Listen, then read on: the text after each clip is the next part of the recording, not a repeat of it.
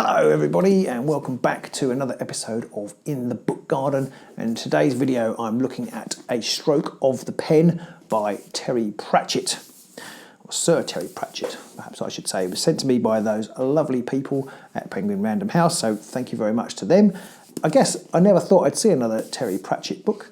He famously destroyed all of his hard disks, or asked for all of his hard disks to be destroyed in his will, and that was done so using some sort of tractor, I think, or some sort of heavy machinery. Anyway, so another book. Is it a good thing?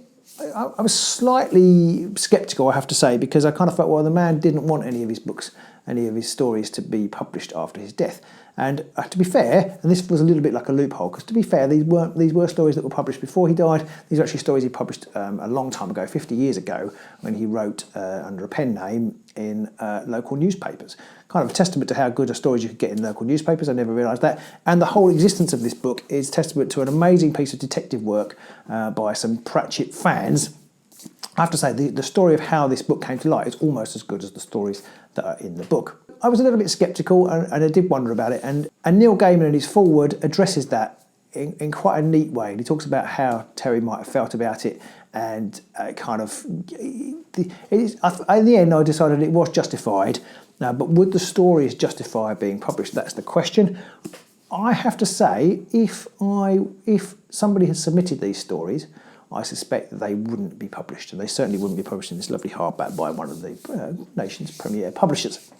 That said, as an exercise, knowing that what comes after it, they are fascinating. It's really interesting to see how Terry his style evolved, how some of the ideas in these short stories go forward into some of his other stories, into the later Discworld novels. The very last story in here is a kind of proto-Discworld story, and it's really interesting to see the transition from these stories into the Colour of Magic and the Light of Fantastic, which are then quite different to the later Discworld stories.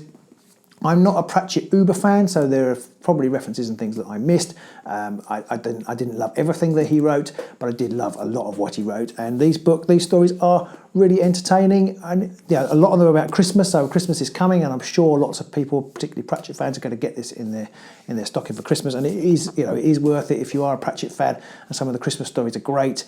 It's just full of lots of kind of quirky short stories about the absurdities of life and that kind of minutiae, the sort of finding humour in the minutiae that Pratchett was so good at is very similar to this. Actually similar to another set of books I've reviewed, the Rabbit Factor books. Again, it's kind of drawing that humour from the kind of farcical nature of human life. So there you go. That is A Stroke of the Pen by Terry Pratchett.